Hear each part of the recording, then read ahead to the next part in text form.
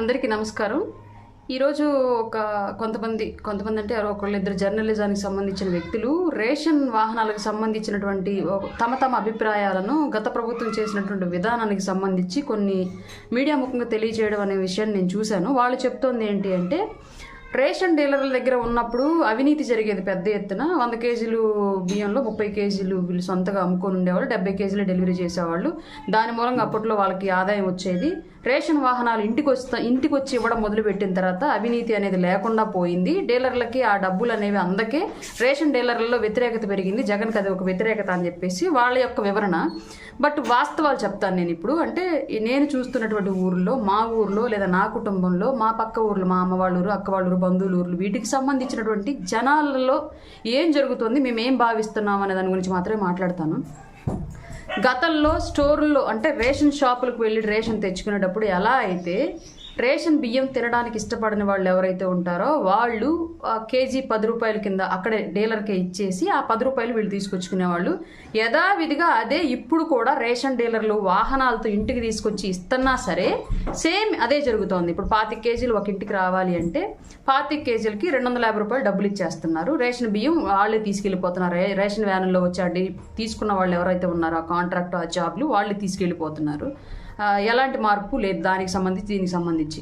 But ఇక్కడ ration వాహనాల వల్ల ఇంకొక తలనొప్పి సామాన్యులుగా మాకేం జరుగుతుందంటే, రేషన్ షాపుల్లో ఇచ్చేటప్పుడు నెలలో 10 రోజులు తప్పనిసరి ఎట్టి పరిస్థితుల్లో ఇచ్చేవాళ్ళు. మాకు ఎప్పుడు కుదిరితే అప్పుడు మేము వెళ్ళి తీసుకొచ్చుకునేవాళ్ళం.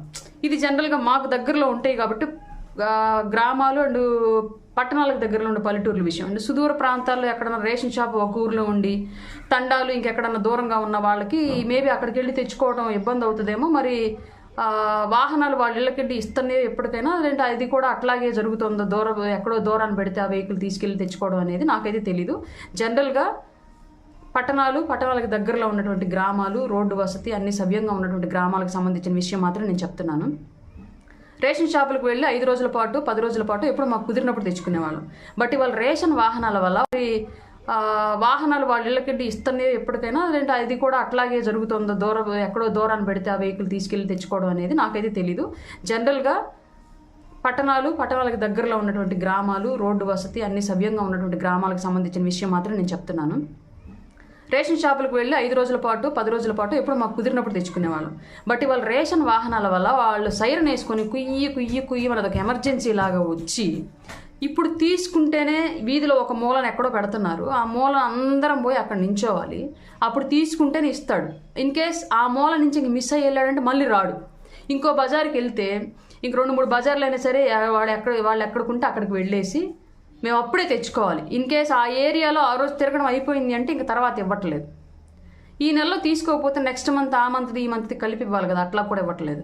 రేషన్ వాహనాలు ఇంటికి వచ్చి తీసుకోవడం వల్ల అదొక ఎమర్జెన్సీ సిచ్యువేషన్ మాకు క్రియేట్ అయిపోయి, అయ్యో ఇప్పుడు తీసుకోకపోతే ఇవ్వడేమన్న ఆలోచనలోకి వెళ్ళిపోయి పరుగులు తీయాల్సి వస్తుంది.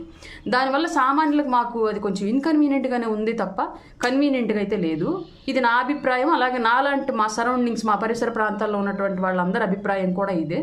మేబీ ప్రభుత్వం దీని మీద ఎలాంటి నిర్ణయం తీసుకున్నా సరే ఆలోచించి గ్రౌండ్ రిపోర్ట్ తీసుకొని చేసుకోవాలని చెప్పి పాలసీ అనేది తీసుకొస్తే హ్యాపీగా ఉండిద్దని చెప్పేసి అనుకుంటున్నాను. కొంతమంది ఎవరో విశ్లేషకులు చేసినటువంటి విశ్లేషణలు మరి వాళ్ళకి నిజంగానే వాళ్ళు రేషన్ తీసుకునే అలవాటు ఉందా, ఆ ఎక్స్పీరియన్స్ తెలుస్తుందా, గతంలో రేషన్ షాపులకు వెళ్ళి తీసుకునేటప్పుడు దానికి ఇప్పుడు వాహనాలు ఇంటికి వస్తుంటే తీసుకుంటున్న దానికి మధ్య తేడా తెలుస్తుందా లేదా, అది ఇబ్బందికరంగా ఉందా లేదంటే వాళ్ళ పర్సనల్ ఎక్స్పీరియన్స్ ఏంటో మాకైతే తెలీదు.